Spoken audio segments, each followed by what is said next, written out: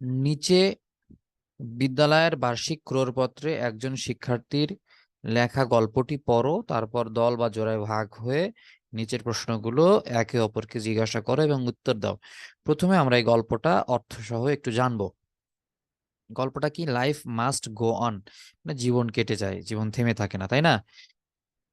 Shahed sir is not only our class teacher but also hour guide. Shahed sir শুধুমাত্র আমাদের শ্রেণী শিক্ষক নন, তিনি আমাদের পথ প্রদর্শক। তোমরা কিন্তু অনুবাদটা ভালো মতো জানবা।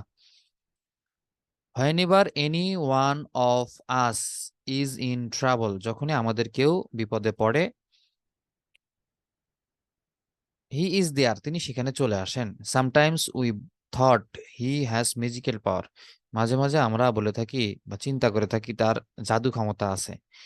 আদারওয়াইজ আই ওন্ডার্ড, এছাড়া আমি নিজে নিজেই চিন্তা করতাম, how he got informed about our problems, তাছাড়া তিনি কিভাবে আমাদের এই সমস্যাগুলো সম্পর্কে জানতে পারবেন।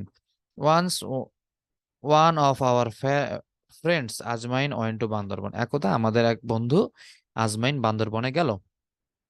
When he tried to climb up a hill, যখন সে একটা পাহাড়ে উঠতে চেষ্টা করলো, a bone of his right leg got displaced, তার ডান পায়ের একটা হাড় স্থানচ্যুত হয় বা নড়ে যায়। He could not walk and do any classes for 2 months, সে 2 মাস ধরে কোনো ক্লাস করতে পারে নাই এবং হাঁটতে পারেনি। He was in total darkness about classroom teaching and learning, এবং সে এই ক্লাসরুম, ক্লাসে শ্রেণীকক্ষে শিক্ষা এবং বিভিন্ন কিছু সম্পর্কে কিছুই জানতো না। Also this long absence hurt his mind, এই দীর্ঘ অনুপস্থিতি তার মনে অনেক আঘাত আনে। He had to pass a terrible time, তাকে একটি ভয়ানক সময় পার করতে হয়। As usual Shahed sir come forward, আগের মতোই শাহেদ স্যার এগিয়ে আসে উইথ হিস ইউনিক আইডিয়া, তার ইউনিক ধারণা নিয়ে। That everyday our friend Maliha would message him everything discussed in the classes, যে প্রতিদিন ক্লাসে কি কি আলোচনা হয়েছে আহ, সবগুলা মালিহা তাকে মেসেজ করে জানাবে। মালিহা টুক দিস রেসপন্সিবিলিটি উইলিংলি, মালিহা এই দায়িত্ব নিজেই নেয় ইচ্ছাকৃতভাবে। It help improved her communication skill, এটা তার কমিউনিকেশন স্কিল বা যোগাযোগের দক্ষতা বাড়াইতে অনেকেই সহযোগিতা করেছিল বা করবে। Sir also told us to visit him every alternative day, sir আমাদেরকে বলেছিলেন যে প্রত্যেকে যেন প্রত্যেকে যেন একদিন একদিন করে তার সাথে দেখা করে আসি।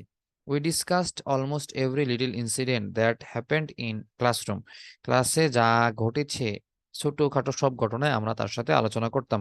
We all felt like he was with us as earlier, আমরা সবাই এমনভাবে অনুভব করতেছিলাম যে সে আগের মতো আমাদের সাথে আছে। ইট ওয়ার্কড সো ওয়েল, এটা খুব ভালো কাজ করে। That within a few days আজমাইন গট রিকভার্ড, কিছুদিনের মধ্যে আজমাইন সুস্থ হয়ে যায়।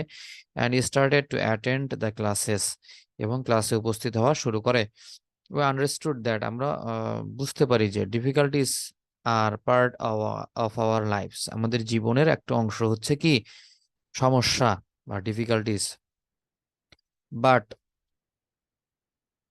We can overcome those if we extend our hands to others, আমরা এই সমস্যাগুলো কাটিয়ে উঠতে পারবো যদি আমরা একে অপরের দিকে নিজেদের সহযোগিতার হাত বাড়িয়ে দেই। Because life must go on, কেননা জীবন কেটে যায় বা জীবন থেমে থাকে না, যাই বলো না কেন। তো এই হচ্ছে এই প্যাসেজটার অনুবাদ। কেমন? এখন আমি একটু উত্তরগুলো একটু দেখায় দেওয়ার চেষ্টা করব। হোয়াট হ্যাপেন টু আজমাইন, হোয়াট হ্যাপেন টু আজমাইন, তো এই প্রশ্নের উত্তর হবে কতটুকু, যে আজমাইনের সাথে কি ঘটেছিল এইখান থেকে দেবা। দেখো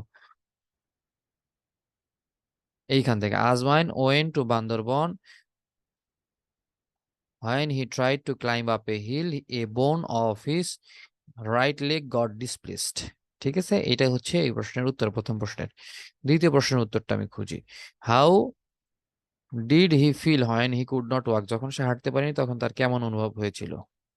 এই যে দেখো,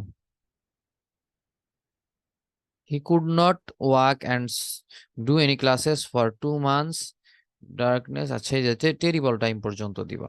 ঠিক আছে, টেরিবল টাইম পর্যন্ত তোমরা দিবা। এই প্রশ্নের উত্তর গেল। এরপরে how was the situation overcome, কিভাবে এই সমস্যাটা সমাধান হয়েছিল। তো এগুলো তো মুখস্থ করবা না তোমরা, ঠিক আছে, কিন্তু প্যাসেজ দেখে লিখে দিবা। তো প্যাসেজটা এটা এখান থেকে দিবা, যে অ্যাজ ইউজুয়াল শাহেদ স্যার, এখান থেকে শুরু করে শেষের অংশটুকু দিয়ে দিবা, কেমন? এটা হচ্ছে তোমাদের সি নাম্বার প্রশ্নের উত্তর। এখানে একটা জিনিস মনে রাখবা, কিছু জিনিস বাদ দিবা, কিছু জিনিস বাদ দিবা, যেমন হচ্ছে এই এতটুকু একটু বাদ দিবা, এই যে এতটুকু একটু বাদ দিবা, ঠিক আছে?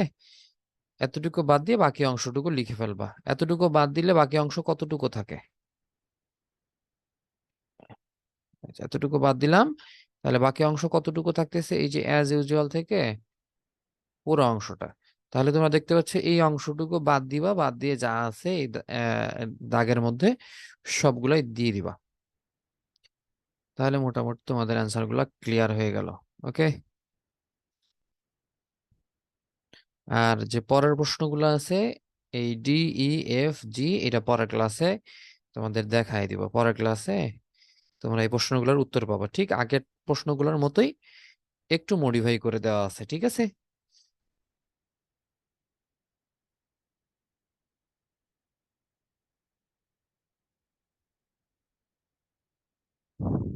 তো আজকে এ পর্যন্তই। ভালো থাকো সবাই। আসসালামু আলাইকুম রহমতুল্লাহ।